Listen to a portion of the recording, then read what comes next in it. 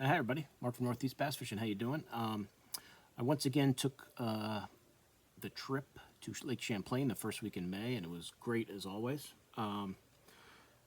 What I'm gonna run now is just some clips, just some pictures we took from the week and some of the nicer fish. Some of the times when you put all those pictures together, they kind of get chopped off. Your heads get chopped off, or the fish get chopped off, but. A lot of nice, those 4+ pound fish were caught, largemouth and smallmouth, during the week. But here's the clips, and then when I come back, I'll kind of show you what we're doing. Mark out.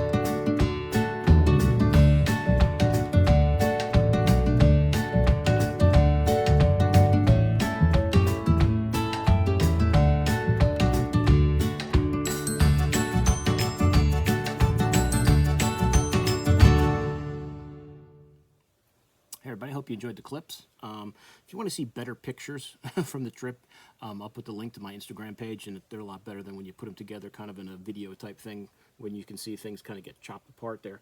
It was just a short 1-minute video, but let me just show you what I was doing the week. It tends to be the jerkbait bite. It's the spring bite.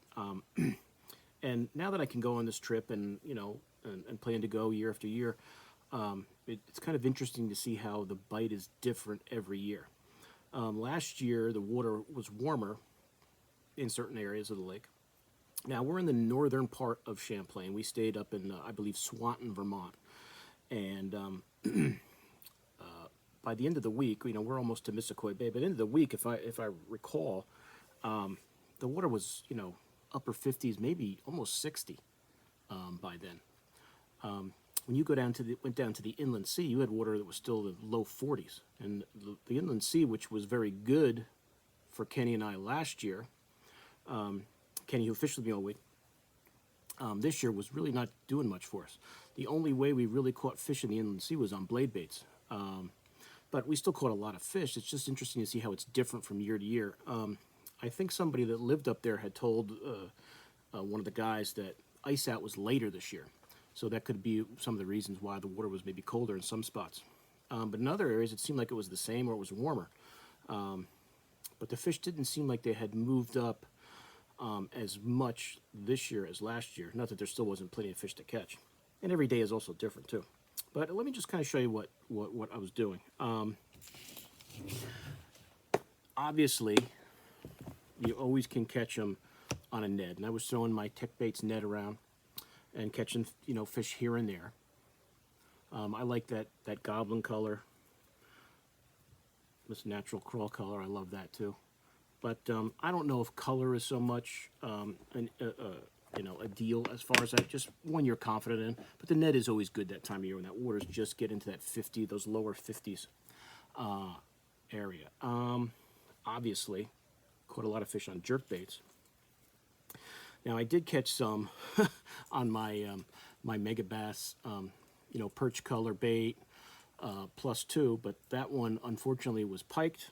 A pike took that, but amazingly, that was the only bait I lost all week.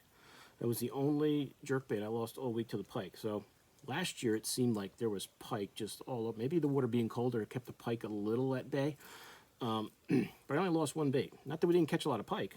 But I think we caught more last year and definitely lost more baits. At least me personally, of our group of 8 or 9 guys.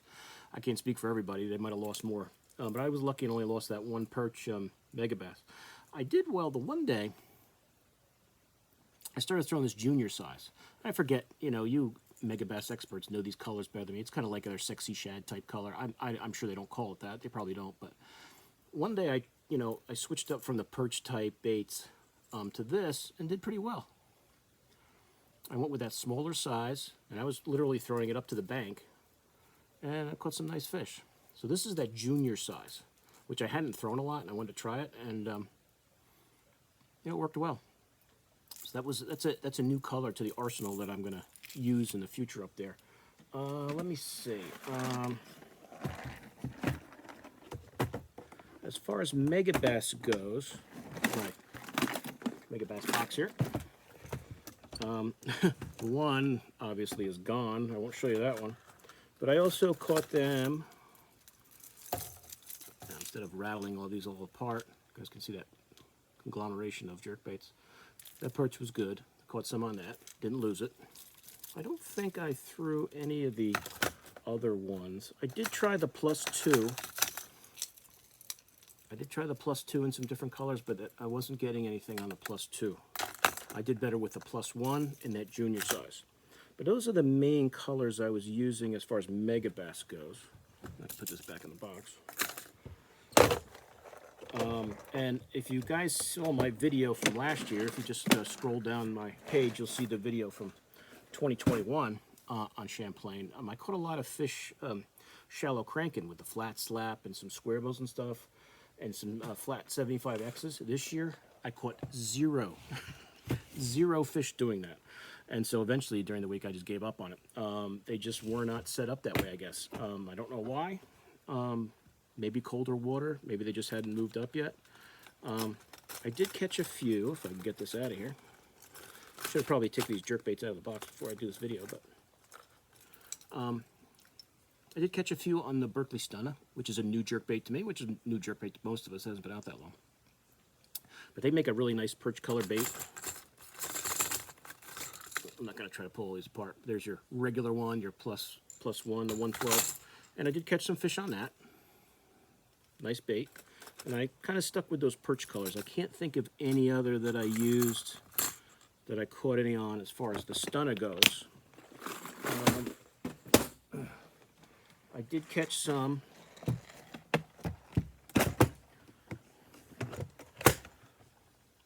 on the 6 cents bait.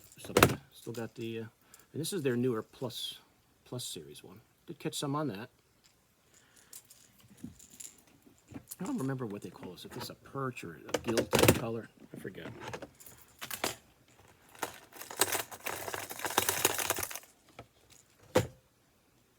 There you go. Caught some on those 6 cents ones. Those are always good up there. I think I don't, you know, I don't think it has, you know, you have to sacrifice your megabasses up there this time of year if you don't want to. You can catch them on other stuff. There are guys that have told me that some years they just seem to want those megabass baits, but I did catch some nice ones. This is that RC, the Rick Clun version. Great bait. And this one is not expensive. That's their perch version. Caught some nice ones on that. Every time Land Big Fish has a sale, I always grab a couple of these. That's a good, did well on that one.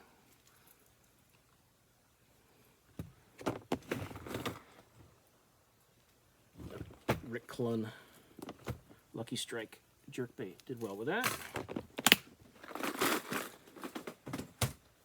And I think I left him in the boat, but you guys know that I'm a big fan of Stillman & Son lures. Pete makes great custom baits, and I caught some nice ones on his custom colored perch baits. Caught some nice ones out there. Got some pictures, so you can see those on Instagram. But I think I was looking for his box, and I think it's all in the boat. If I find it, I'll show it to you, but I think it's in the boat. Let me just check.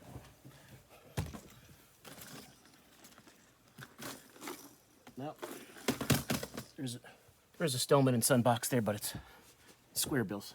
And like I said, I didn't catch anything cranking. But check my Instagram out. You'll see the picture of that nice perch bait that Pete painted for me. That's really killed him. Let me see what else.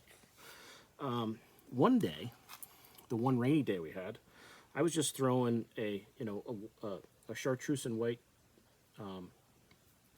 skirted chatterbait. This is a Z-Man. I was throwing a Z-Man. I was throwing a jackhammer, and for whatever reason, this one section we were fishing, the largemouth just ganged up there in the morning, and it was like one after another for a while. Actually smallmouths then, if I remember, some smallies and largies, and mostly I think it was mostly largies, but it was the one day during the week when it was rainy out. Started just chucking the, there was some good chop on the water. Couldn't get anything on a spinnerbait. Switched to the chatterbait and really did well for about an hour. And tried it again the next day and got 0. So I guess they were there and gone. But if you're up there in the spring and you get the right conditions, don't leave that chatterbait off your list. But probably the best bait for us, especially one day, and a lot of the guys, was blade baiting. Now, blade baiting would not be my choice of what to do when I go up there. It's so much fun jerkbait fishing. That's kind of how you want to catch them. But, as I've said on here, and you guys have heard other fishermen say, you got to fish what the fish want and not fish what we want to throw and have them bite. So we were throwing, and I tried other blade baits, but the best one was the Binsky. And I think most of the guys were throwing Binskys. And I caught them on multiple Binsky colors, but I'll tell you, I wanted to try this because I hadn't thrown this color a lot. And I was throwing this black and blue and half-ounce Binsky and did very, very well. We had one day where it was really the best way to get a bite. And we sat in an area and Kenny and I just caught fish after fish after fish. It was really great. So if you haven't tried the Binsky, first of all, give it a shot. I'll put the link to it on the page here.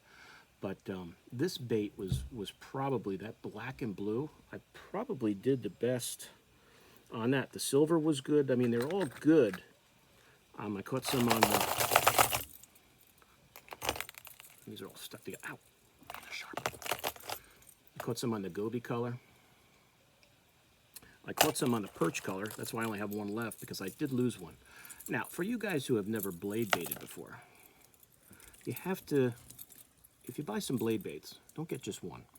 Blade baiting can be, you can tend to lose baits because you're throwing it right on the bottom. You've got open treble hooks, and you're throwing it in rocky areas. We're throwing it in rocky areas, riprap areas, bridge piling areas. You're going to lose some, so be prepared. Have a few extra. It's just. I mean, you can see this one here. I'm going to guess that bent hook is probably not from a fish. I don't know if you guys can how well you guys can see that, but because you're going to get these hung up in rocks, you're going to lose some, and I did lose a few, but I didn't lose a lot. But this is a great option when that water is mid 40s to low 50s. Those fish are still sitting on the bottom, which it seemed like that's what they were doing. We fished an area where we were killing them last year on a jerkbait. We could not get anything on a jerkbait. Not a sniff, nothing. The only way we could get bit, so you'd think, well, I'm throwing this jerkbait here, there's no fish here. Think again. We switch over to the blade bait and started popping those in the bottom, and it was fish after fish after fish. Those fish were sitting on the bottom. That's what they wanted, something on the bottom. And once we figured that out, like I was throwing a Ned there, and I might have caught one fish doing that. That's on the bottom. But they wanted that blade bait. They really wanted that blade bait. And I think a lot of the guys up there in our group this week did very well with the blade baits. And, the Binsky was great. And there's that perch. I got it free from the clump there. I did have another one. I think this is a 3/4. My half-ouncer is at the bottom of Lake Champlain somewhere.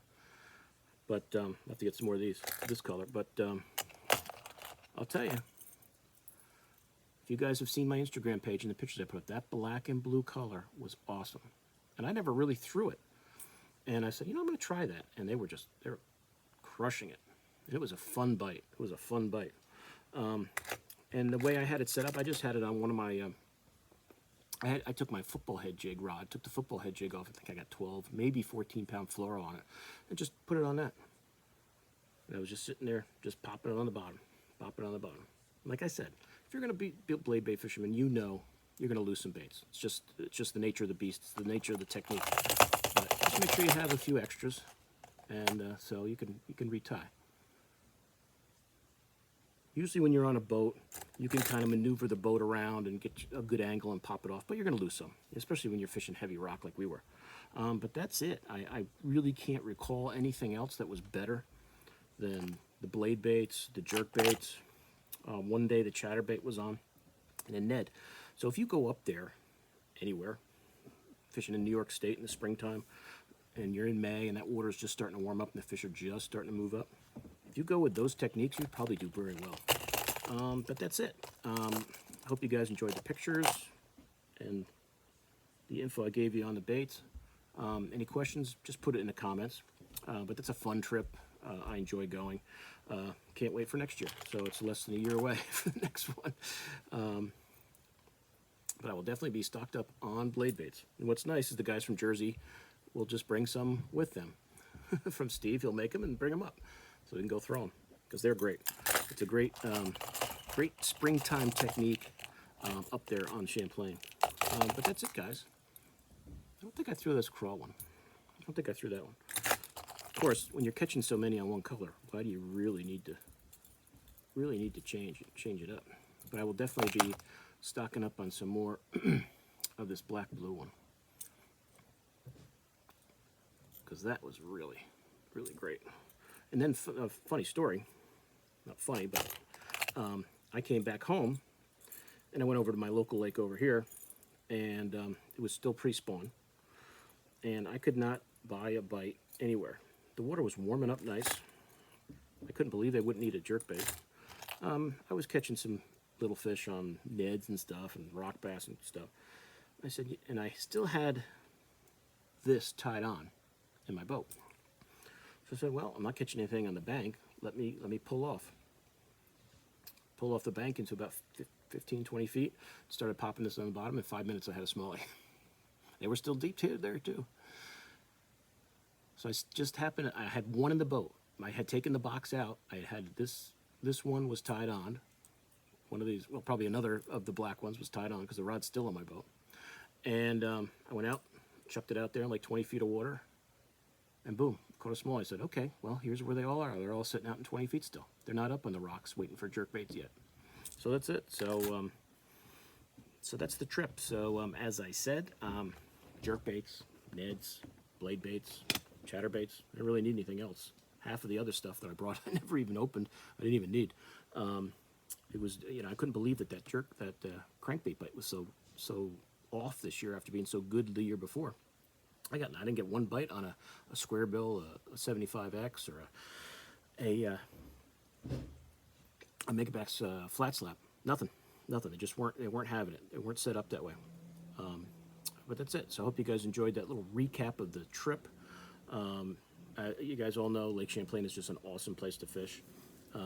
Especially that time of the year when those big fish just start to move up and move shallow.